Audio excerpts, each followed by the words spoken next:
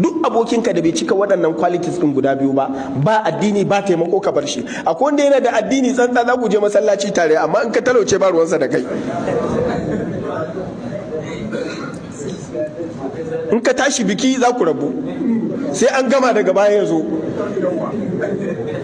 Sahabban annabi sallallahu alaihi wasallam aka tashi bikin dan uwansu ba a magana nawa ka tara, kawai sai a zo mu haɗu, kawai sai a ce to mu kwamitin abokai me za mu yi, haka suke yi sai su ɗaɗɗauka.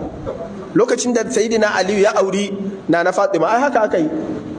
Annabi sai ya ce ma sai an yi walima fa, ya ce to ai ba ni da kuɗi, abokai ne suka haɗa kuɗi aka yi walima. Haka ake yi. Saboda haka abokin da zai shiga cikin damuwarka ka riƙe shi a matsayin aboki. Shi yasa wani lokaci za ga mutane wanda suke da fatsana suke da wayo zai iya gwada abokinsa ko wata da yake so ya gani ya gaskiyarta take ko ya gaskiyarsa yake akan abotan, sai kamar babu abin a gaya za a ƙare idan ba abin.